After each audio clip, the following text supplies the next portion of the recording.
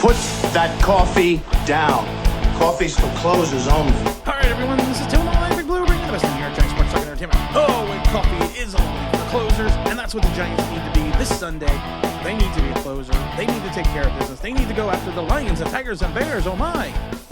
They need to start with the Texans.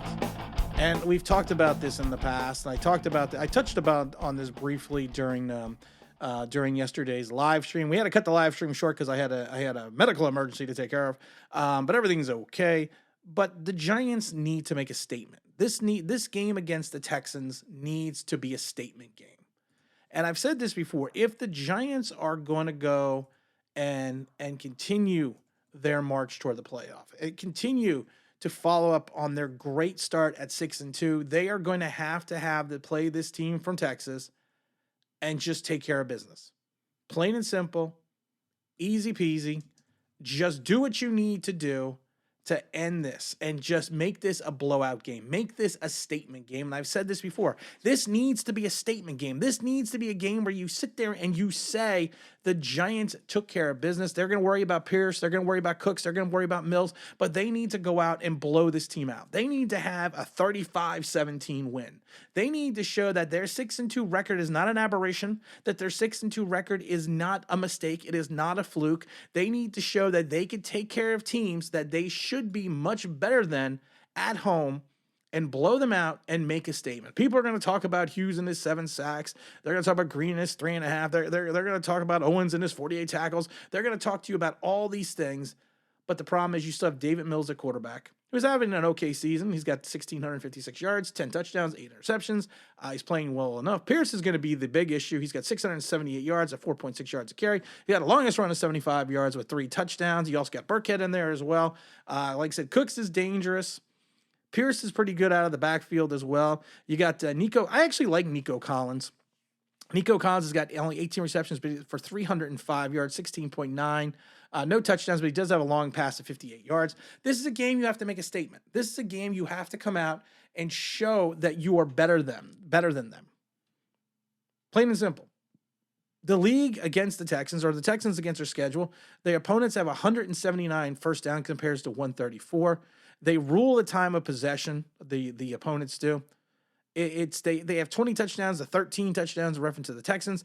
This is a game that, if you look at it on paper and you believe the Giants are a team of destiny, if you believe if you buy into everything that Dable and Kafka and Shane and the Wink are doing, you go out no matter what your roster looks like and you decimate this team. You go out and you step on this team's throat and you crush them. And this game cannot be a 21-17 game where the Giants come back in the fourth quarter and the defense makes this amazing stand. No, this cannot go that direction. With the way this direction has to go is this team has to put up or shut up. And I think the Giants can do it. And I think defensively they're going to be up to the task. I know the Xavier McKinney thing is going to be, is going to be a loss. I love that McKinney came out and accepted responsibility for the ATV accident. Well, who else is going to accept responsibility for it? I mean, Xavier, man, I love you. And I know that someone actually who totally disagrees with me consistently on my channel actually gave me a compliment and said, you know what? You are the only podcaster or YouTuber or whatever who's calling in for Xavier McKinney to take responsibility because it was stupid to do what he did. And it's true. I love Xavier McKinney. He's probably one of my favorite players. I got another number 29 jersey, but I'm not going to absolve him of what he did because of the fact that, it was a mistake. It was an accident. No, you are 23 years old. You are a professional football player. Your career is on the line. I talked about 2 people that actually had ATV accidents. One had his hand amputated in the NFL. The other one was a second-round draft choice. I can't remember. I think it was Seattle, I said. And that poor guy never even got on the field. It happens. You have to be more responsible with what you're doing. He injured his fingers, and they were surgically repaired. When he returned to the States, he wore a hard cast on his hand and a sling over his shoulders. No timetable for his return. Some people are saying 4 weeks. He said that the vehicle tilted over and he fell on his hand during a sightseeing tour in Cabo. He later said the vehicle did not flip over and something hit his hand, but he doesn't know what it was. Okay, I'm sorry, Xavier. I got to call bullshit on you, man. I love you, dude, but I got to call bullshit.